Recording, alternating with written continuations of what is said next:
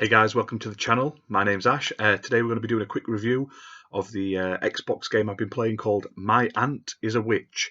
Now, this was developed by Graven Visual Novels and it's published by Sometimes You, so big thank you to them for providing me with a review code. I've been playing through it. I've just finished it tonight, so I thought I'll jump on and do a quick review.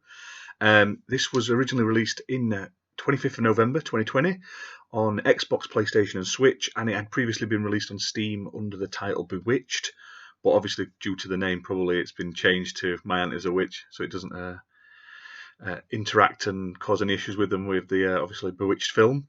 Now, My Aunt is a Witch is a visual novel, and the sort of biography sort of blurb on it, it says obviously the protagonist, a boy named Thomas, has a difficult life. It gets even worse when his father marries a woman who simply can't stand her stepson. His whole life changes with a sudden trip to his aunt's, who he visited once many years ago. Now he is definitely distracted from all sad thoughts because his Aunt Alice is a real witch who has a talking cat and a bunch of magical things, and her house is not exactly the right place for little boys. But despite all the dangers, Thomas accepts the challenge and firmly decides to reach the heights of potion making and to reveal all the secrets hidden behind the magical barrier. Now, as you can see, probably just to the side of me, I've got the gameplay up. Now, I've finished the first playthrough for a completion, 1000 game score, in just under an hour, and that's sort of like rushing through it, sort of speed running and just skipping a lot of the dialogue.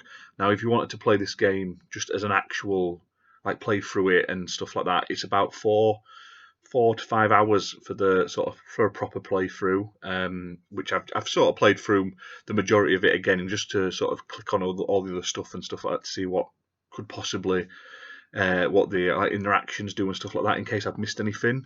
But obviously, if you're an achievement hunter, an hour roughly to get a full completion. You do have to play it multiple times. Obviously, you could use a save file sort of halfway through the game to save you a bit of time. Now, the thing that stands out for me straight away when I played this game was how like bright and colourful and how high quality the assets and the images and the characters and the backgrounds were. Now, compared to some of the more indie visual novels that are currently available on Xbox, this one's art style really stood out to me. It sort of like looked like anime Ghibli sort of style, that sort of like anime sort of movie and manga sort of looking artwork over the sort of generic sort of like we made this in Visual Novel Maker graphics that some of the other smaller indie games are doing. So it's got that going for it. There's no voice acting as such. There's a lot more sort of interaction with the characters. They move a lot more. They have a lot more expressions than some of the other games I've played. There's some nice cutscenes, sort of like I say cutscenes, they're sort of like interactive, sort of moving picture cutscenes, but they're quite interesting. They're quite in depth. Lots of really great artwork and stuff like that.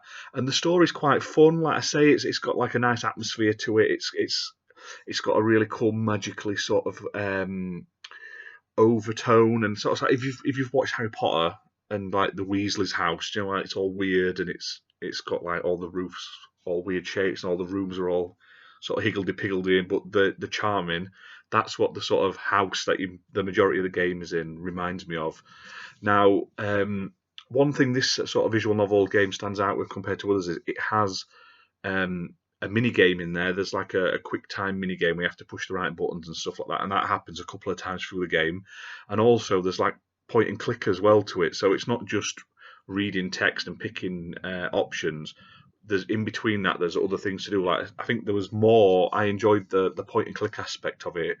It played very similar to the Goosebumps game in that sort of aspect, where you can pick what you want to do and you have to find things and collect ingredients and stuff like that for the quests and whatever the story needs. I really like that. However, there are some negatives to the game. There is a lot of talking and a lot of text, and for a visual novel, there isn't many choices. Like there's a couple of times in the game you'll have a choice to pick, and if it's basically for a bad or a good ending. So it's like you pick bad, you're dead. You pick bad, you're dead, or you pick good and you live. And there's a couple of sections like that. There's very little variety. You either do it right and go to the end, or you don't. And there's large sections of the game, like large chunks, where it is literally just clicking A and reading the text, and it just goes and goes and goes. And even if I was hammering A and B to skip through it, you're looking at 5 minutes. So that's probably like half an hour at a time if you were sat and paying attention to it like I did the second time, how long it'll take. So a majority of it, it's just sort of like an interactive book in those scenes. You're not doing anything, you're just sort of along for the ride. And the story's cool. I'll not spoil a lot of it because it's not long enough to, I don't want to give a lot away, but it's an interesting enough story. There's some really cool different places you go to. You're not just in the house, you do go to other places later on. And there's like, you have to find things, you have to sort of, there's like questions. There's one section where you've got to get questions right and stuff like that. So there's a variety of things. It's not just basically a straight visual novel. It's not thirsty either, like other visual novels. It's not all about like, I'm going to bang this person, I'm going to bang that person. This is actually like about a kid going to stay with his crazy sort of like witch aunt, which I really liked. I love the music and the sort of style and stuff like that. It does sort of repeat itself, the soundtrack. Now it's all like original music, but after a while it does get a little bit repetitive, especially when you're not speed running through it. If you're playing it normally, it will be more noticeable. But I did love the way you could click on everything, stuff popped up. It was simple, it had an easy to use interface compared to some point and click adventures and stuff like that. But yeah, if you're into visual novels, you'll probably really like it. But for me, it could have, where there was such big, long, sort of half-hour ongoing, just constant talking, but no options. I'd like to just, even if it didn't affect the story, it was just like it gives you something to do. So like halfway through, like the cutscene bits, it's like, do you want to say this or that? And it doesn't really affect the story. It doesn't change what happens. So the same thing could happen, but it gives you something to do, because otherwise you just sat there clicking A and reading it. So it felt more like an interactive film for the majority of the game than an actual game. And so for that, like I say, it all depends what you want to play. It's only $8.99 on Xbox in the UK.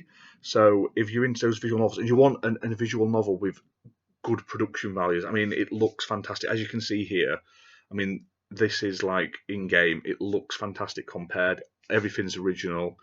I definitely highly recommend it. But outside of the point and click sort of looking around sections, which is like the first half of the game, the second half, that's it. It just sort of stops and you're along for the ride, and then it just sort of ends.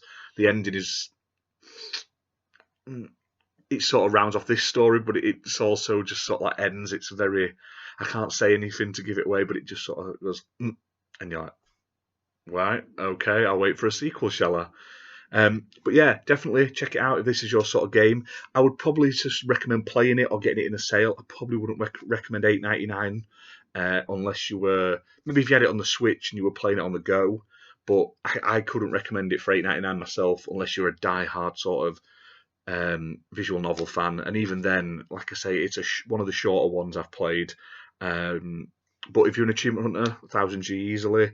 But yeah, like I say, I'd probably give it about a 6 out of 10. It's just if there was more interaction, it would be higher, because compared to every other visual novel I've played, it is better, except the lack of options for discussion. But like I say, you can check out on the channel. I'm going to be uploading my full speedrun playthrough tomorrow, and that's just it's like I say, it's about an hour long. If you want to follow along with that, it'll tell you exactly how to get the achievements. But keep an eye out on the channel, because we're going to be doing a load more review videos. And yeah, let us know what you think of the new changes that are coming to the channel soon. So give us a like, a subscribe, and obviously check us out on Twitter as well, because we're always posting on there. So bye for now.